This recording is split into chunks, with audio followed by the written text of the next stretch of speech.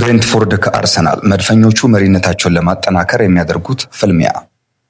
የ26ኛ ሳምንት የእንግሊዝ ፕሪምየር ሊግ ዛሬ በሚደረግ አንድ ጨዋታ ይጠናቀቃል። አርሰናል ወደ ምዕራብ ለንደን አቅንቶ ብሬንትፎርድን ይገጥማል። በሜዳው ጌትስ ኮሚኒቲ ስታዲየም የሚጫወተው ብሬንትፎርድ በርካቶች ከጠበቁት በላይ ውጤታማ እየሆነ ይገኛል። ክለቡ አሰልጣኝ ቶማስ ፍራንክ ወሳኝ ተጫዋቾቹን ብሪያን ኤምቤሞ፣ ዮሐን ዊሳ፣ ክርስቲያን ኖርጋርድን ቢያጣም ግምቶች ሁሉ ወደ ቻምፒየንሺፕ ይወርዳል የሚል ነበር። ነገር ግን የቶማስ ፍራንክ የቆሙ ኳሶች ረዳት አሰልጣኝ የነበረው ኪት አንድሪውስ ገና የዋና አሰልጣኝነት እድሉን አግኝቶ ተአምር እየሰራ ይገኛል። ብሬንትፎርድ በሊጉ ካደረጋቸው 25 ጨዋታዎች ከሊቨርፑል እኩል 39 ነጥብ በመሰብሰብ 7ኛ ደረጃን ይዟል።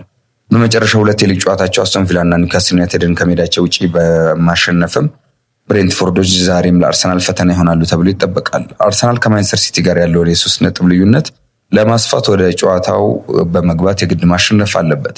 ማንቸስተር ሲቲ፣ ሊቨርፑል እና ፉልሃም በተከታታይ ያሸነፉበት መንገድ ለዋንጫ ፉክክሩ ዝግጁ መሆናቸው ምልክት የሰጠበት ሆኗል።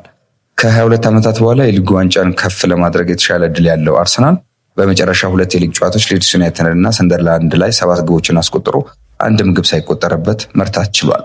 አርሰናልና ብሬንትፎርድ ከዚህ ቀደም ባከናወኗቸው ጨዋታዎች አርሰናል የተሻለ ውጤት አለው። ብሬንትፎርድ ወደ ፕሪሚየር ሊግ ባደገበት 2021 የውድድር ዓመት በኋላ አርሰናልን 2-0 አሸንፏል። በዛ የውድድር ዓመት አንድም ጊዜ ግን ከዛ በኋላ አሸንፎ አያውቅም። ከዚህ ታሪካዊ ጨዋታ በኋላ 8 ጨዋታዎችን አድርገው መድፈኞቹ 6ቱን አሸንፈዋል፣ በሁለቱ ደግሞ አቻ ተለያይተዋል። በዚህ የውድድር ዓመት ጠንካራ ሆኖ የቀረበው ብሬንትፎርድ በ26ኛ ሳምንት የእንግሊዝ ፕሪሚየር ሊግ በሜዳው የሊጉን መሪ አርሰናልን ምሽት 5 ሰዓት ላይ የሚያስተናግድበት ጨዋታ ይጠበቃል። በተለይ ከቶማስ ፍራንክ በኋላ ቡድኑን የተረከበው ኬዘር አንድሪውስ በሁሉም ረገድ ጠንካራ ቡድን ሰርቶ አሳይቷል። 12 የፕሪሚየር ሊግ ጨዋታዎችን በማሸነፍ 7ኛ ደረጃ ላይ የተቀመጠው ብሬንትፎርድ ዛሬ በሜዳው በሚያደርገው ጨዋታ የዋንጫ ግስጋሴ ላይ ለሚገኘው አርሰናል ከባድ ፈተና እንደሚሆን ይጠበቃል። ከ3 ተከታታይ ጨዋታዎች በኋላ ያለፉትን 2 ጨዋታዎች ያሸነፈው አርሰናል ከ22 ዓመታት በኋላ የሊጉ ሻምፒዮን ለመሆን ከቀሩት 13 መርሃ ግብሮች ፈታኙ አንደኛው የዛሬ ምሽት ከብሬንትፎርድ ጋር የሚያደርገው የለንደን ደርቢ ጨዋታ ነው። ብሬንትፎርድ ከባለፉት 6 የሊግ ጨዋታዎች እንግዲህ 4ቱን ሲያሸንፍ አርሰናል 3ቱን አሸንፏል።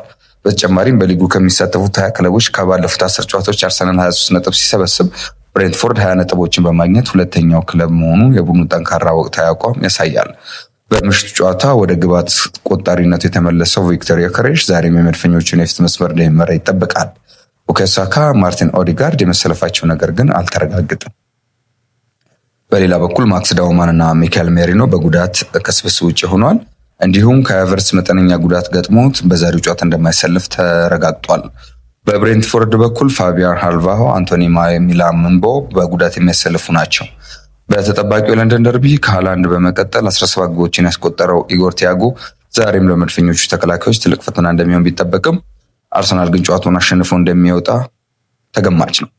ማንቸስተር ሲቲ ትላንት ምሽት ፉልሃም ማሸነፉን ተከትሎ ልዩነቱ ወደ 3 የጠበበ ሲሆን አርሰናል ነጥቡን ወደ ነበረበት 6 ነጥብ ለመመለስ የዛሬውን ፍልሚያ በድል ማጠናቀቁ አይቀሬ ነው። ሚካኤል አርቴታ ከጨዋታው በፊት እንግዲህ በዚህ ጨዋታን አስመልክቶ የሰጠው አስተያየት ምን ይመስላል የሚለውን ደግሞ እናያለን።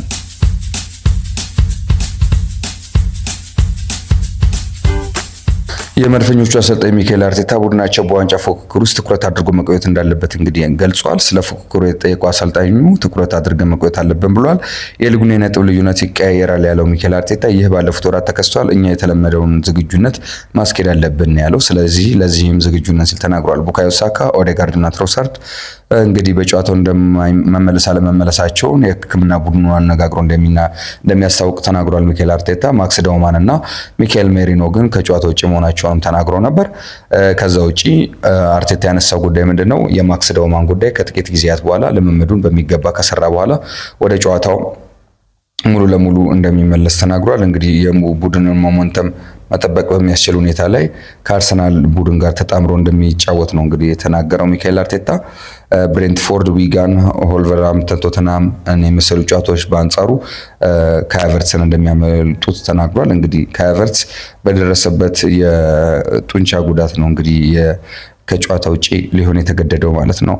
እንግዲህ አርቴታ በሌላ በኩል ስለ ቶማስ ፍራንክ መባረርም ተነስቶለታል። አንድ የስራ ጓደኛ በስራው መቀጠል ሲያቅተው ይህ በጣም የሚያሳዝን ነገር ነው ብሏል። አክሎም ሌሎች ጉዳዮች ላይ አስተያየቱን ሰጥተዋል። እንግዲህ አርቴታ አርሰናል በመጪው ጨዋታዎች ላይ የሚያደርጋቸውን የማሸነፍ ፍላጎቶች እንደሚያስቀጥልም ተናግሯል። በዚህም ተጫዋቾቹ እንደሚያግዙት ነው የገለጸው። ስለ ዙቢሜንዲ የማጥቃት ፍላጎትን ጨምሮ ገልጿል። ከመጀመሪያው የተወያየን ጊዜ ጀምሮ እሱ በጨዋታ ጊዜ የማጥቃት ስሜት እንዳለው ሁልጊዜ ነግሬ ነበር ብሏል። ስለዚህ እኛም በትክክለኛው ጊዜና በትክክለኛው ተጋጣሚ ለመቅጠም ለእሱ የማጥቃት ነፃነት ለመስጠት ሞክረናል። አስደናቂ ውጤት ማሳይቶናል ሲል ነው የተናገረው። ዋንጫ ፉክክሩ ላይ በሙሉ ትኩረት ማድረግ እንዳለባቸውም አንስቷል። የነጥብ ልዩነቱ ከአሁን እስከ ውድድር ዘመኑ መጨረሻ ድረስ ይለወጣል። እናም ባለፉት 6 ወራት ውስጥ የነጥብ ልዩነቱን አይተናል። ስለዚህም እኛ እንደዚህ ባለ ረጅም ውድድር ላይ የተለመደ ነገር ነው። ለሱ ዝግጁ ነን፣ በሙሉ እምነት ወደፊት እንሄዳለን ሲል ተናግሯል። እንግዲህ ሚካኤል አርቴታ ማለት ነው። ሚካኤል አርቴታ በእኛ ቁጥጥር ስር አይደለም ብሏል። እንግዲህ ማንቸስተር ሲቲና ሊቨርፑል ጨዋታን በተመለከተ በተናገረው ማለት ነው። መቆጣጠር የምንችለው ራሳችን ላይ ነው። ትኩረታችን ሙሉ በሙሉ የራሳችን ላይ ነው በአሁኑ ጊዜ መሆን ያለበት ብሏል።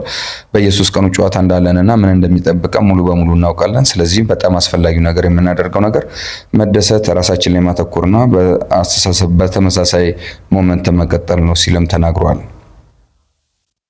እንግዲህ ከብሬንትፎርድ የምናደርገውን የዛሬ ምሽት ጨዋታ አርሰናል እንደሚያሸንፍ ሙሉ እምነት አለን።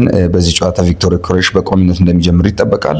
ጨዋታው ፈታኝ ቢሆንም አርሰናል እንግዲህ ከቆሙ ኳሶችና በክፍት ጨዋታ የሚያገኛቸውን እድሎች ወደ ግብነት በመቀየር ጨዋታው እንደሚያሸንፍ አያጠራጥርም።